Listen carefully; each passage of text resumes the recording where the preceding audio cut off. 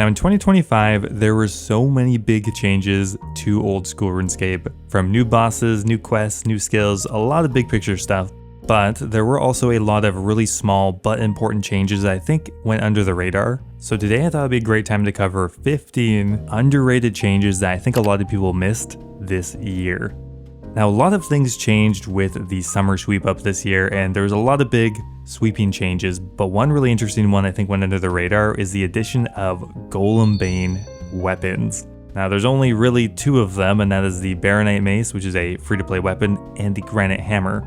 Golem Bane is similar to Dragon Bane. The weapon just does 30% increased damage and accuracy versus golems. But what the hell is a golem in this game? Well, they added a bunch of monsters with this attribute, but really there's only one important one, and that is gargoyles and the Grotesque Guardian.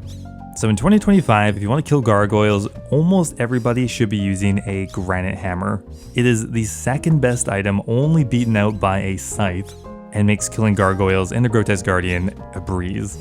It is now a bit of a more expensive item because of the changes, but you'll be able to annihilate gargoyles and pay for it pretty quickly, so I think it's worth it. Now if you've ever gone to do PVM content and all of a sudden you realize you've ran out of charges in your blowpipe, your trident, or whatever, well, there's a solution for that. Just this year, Jagex introduced an amazing quality of life change that allows you to always withdraw a certain amount of charges from your bank automatically. Now this does require you to have all of the necessary items in your bank, but assuming you have those, you never have to worry about charging your items again. For example, we have our Sanguine SD staff, we withdraw it. Oh no, there's only 100 charges left. Now I gotta leave my chambers run or whatever. But what you can do is come over here to the bank settings and click on the bank item options. Now what this does is it gives you access to a context menu called Configure Charges, and we can set this to whatever we want. The maximum is 20k. It'll try to withdraw up to 20,000 charges. So now when we withdraw our Sanguine SD, it'll say we didn't have enough blood runes, but it doesn't matter, still withdrew all of the runes it could and chucked them in my staff. You can also go ahead and turn that setting off and it will still remember the options.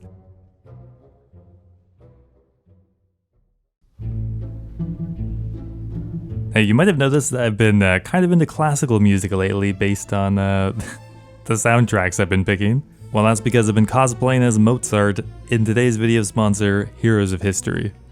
Heroes of History combines the strategy of a city builder with hero collection. Recruit iconic historical characters like Einstein, Cleopatra, and Hercules, grow your city into a thriving powerhouse, and lead your heroes into thrilling real-time battles. In solo and multiplayer modes, this game has it all.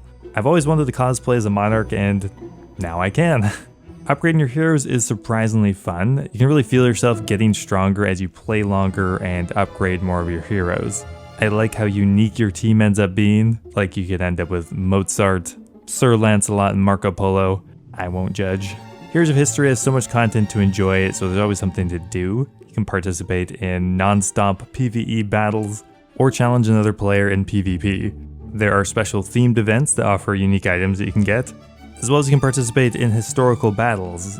Note that these historical battles may not be super accurate if your team consists of George Washington and Hercules. So I'd highly recommend trying out Heroes of History. When you do, make sure you use the promo code STARTNOW, which will give you a boost to unlock your first legendary hero.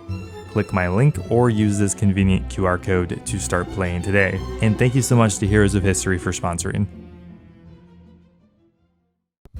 Now, a new mechanic that I've talked about a fair bit is flat armor. Essentially, it's a new mechanic that will add a flat amount of damage or subtract a flat amount of damage from your hit splat. So for example, if you deal 10 damage and the monster has 4 flat armor, you would instead deal 6. If it has -4 flat armor, you would instead deal 14.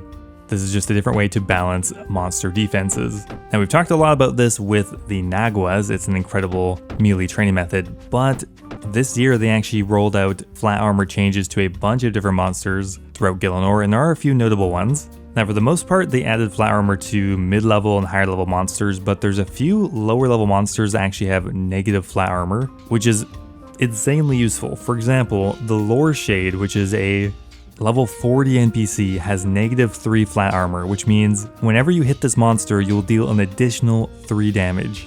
This is actually pretty good. For example, if you attack this with darts on an early game account, it's actually really solid range training because if If you're using like Mithril darts, at low levels you might only be hitting 3 or 4 damage. So if it adds 3 damage to that, that is nearly doubling your DPS. I will say shades are very clunky. You could also consider Urium Shades, which is a solid moneymaker, and they now have -3 flat armor, which means if you attack them with, for example, the dual Macawedel, it'd be really good melee training plus money. And another interesting one is the Grimy Lizard, which is a low-level Slayer monster with -2 flat armor. Now the full list is on the wiki, but flat armor is now affecting a lot more monsters besides just Naguas, so definitely worth checking out.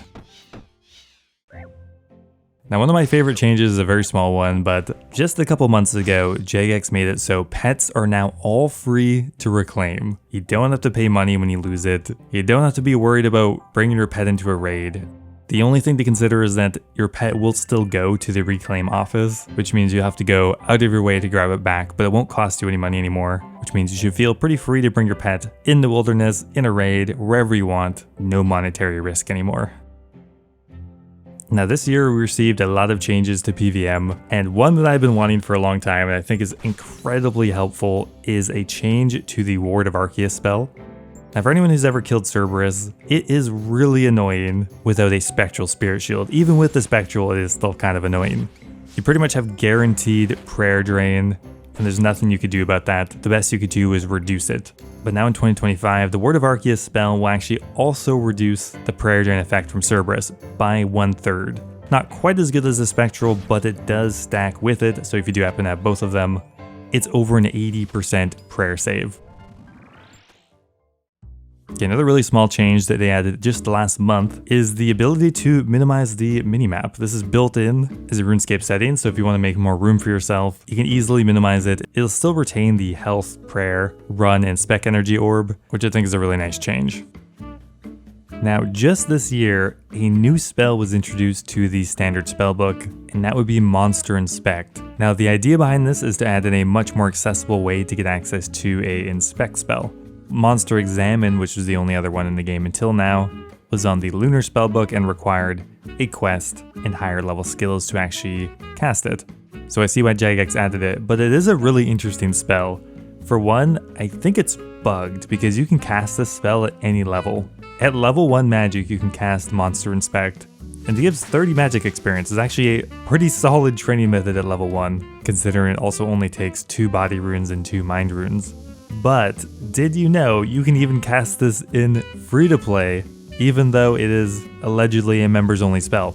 Just seems so wrong, but all you have to do is hover over the grayed out spell and cast it in free-to-play, and yeah, it works. A really clunky training method, but it's actually pretty fast for free-to-play. Also, the actual spell itself is useful. You get access to monster defense stats, elemental weaknesses, and other useful information. Now, a training method that came out way back with Forestry is bonfires, or Forester's campfires technically.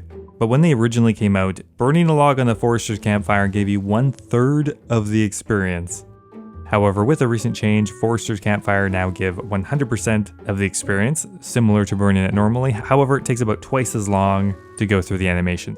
So not only was the XP per hour actually buffed, but the amount of logs you need has now decreased as well, making it a much more appealing option for AFK firemaking training. Firemaking is still lacking, but you have a few more options than just Wintertot and Suffering. Now, another change I think went a bit under the radar is the ability to lock your inventory slots. This is a really helpful quality of life change that was added a few months ago that makes skilling, Slayer, and other PVM much more convenient by adding the ability to lock your inventory slots. So to do it, once again, we'll come over here to the bank settings menu, and we'll come down to deposit lock settings. This is going to allow us to quickly click the grid to lock our inventory, or we can simply right click on any inventory spot and lock the slot. Now keep in mind, it's not locking the specific item, it's just locking the slot. So if you move things around, things can get messed up, but say you just want all of your supplies, we can simply lock those, then when we hit deposit inventory, everything gets deposited except our top 2 rows. For scaling, this is great. You can simply just lock your needle and thread. Obviously there were workarounds, but this is a much cleaner solution that works for a greater amount of scenarios. Now, a very small change that happened this year is to Chinchompas. Now, for whatever reason, over a decade ago, somebody decided that RuneScape needed realism. And what they decided is that when you died, if you had Chinchompas on you, they would run away. No other item in the game does that, but for whatever reason, you would always risk your entire stack of Chinchompas if you died. That was the case though until a few months ago, where now they are simply added to your death pile like any other item, which means now when you're going to go do your range training in the Monkey Madness tunnels, you can bring your entire stack of Chinchompas if you want. You don't have to worry about accidentally AFKing too long, dying, and losing, 10 mil or whatever. A pretty logical change. Now, if you've ever tried to pickpocket from NPCs, you'll notice that after about 5 minutes, they will teleport back to their spawn location. This is a antibody measure, I guess. It makes it pretty annoying when you have them trapped and they just phase into another dimension and respawn somewhere else. However, with the addition of Varlamore, there are a couple spots you can get a Master Farmer stuck indefinitely, which is particularly nice, especially if you have a high thieving level, which means you could literally just click here indefinitely and stack up seeds. The Master Farmer south of Fortis, yes, there is one down there, can be stuck in this room and will respawn on this exact tile as well, which means it will never move or respawn. Now, I know all of you watching right now surely have memorized every single fairy ring code in the game, but I'm just talking to those people who haven't done that. There's a really nice new feature that Jagex added into the base client just a few months ago, and it allows you to search via name. So if you don't happen to just remember the code, which you could search with the code, but yeah, if you didn't remember it, it was useless. Let's say if we want to go to the Chasm of Fire, we can just type fire, boom, we see it here, DJR. Also, these rotate way faster now. If you just remember a little part of something like a Slayer cave, boom, which honestly just saves a lot of time. Now, probably one of the most underappreciated updates of the year has to be the Slayer quality of life changes. There's so much here to talk about, but firstly, each Slayer Master has their own unique block list, which is really underrated because it was pretty much impossible to have an optimal block list for multiple Slayer Masters at a time. But now your Neve block list is different from Duradel, it's different from Vanica, etc. Now if you also come over here and view the list, you can see exactly the monsters you can be assigned now, their exact percentages, and this will all live update as you block or unlock tasks. Everything with a green check mark is an assignable task, a yellow block means you cannot be assigned it, and a red X means you have blocked it. So if we come over here to Curadel, you'll notice we actually do have a block list for this master, so it's entirely different. Another nice one is that iron, bronze, and steel dragons are all under one category now, the metal dragon. So you can block all of them in one fell swoop, super nice. Also, they rebalanced a lot of the points in the early game, probably one of my favorite updates of the year.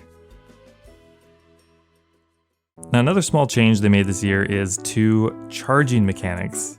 So for items like a Designer's Quiver or a Bow of Atvdinner, previously, unless you corrupted the item, you would constantly be losing charges in the item, so it would be costing you a bit of money over time unless you corrupted it. However, now there's no real reason to straight up corrupt an item anymore because your items remember how many charges you've used and it actually works towards corrupting itself. You can see my quiver has 8% towards being corrupted. I really thought I used this thing more, but whatever. So all you do is over time, you just add more charges to it, and eventually it will corrupt itself. Very nice change, although it did probably crash the price of Sunfire Splinters, but that's okay. Now in 2024, Jagex introduced the Elemental Weakness system. This essentially made certain monsters weak to one of the 4 elemental spells in an attempt to make the standard spellbook better and help out magic in early and mid-game. So it was pretty successful, so this year, they greatly expanded the monsters that have elemental weaknesses.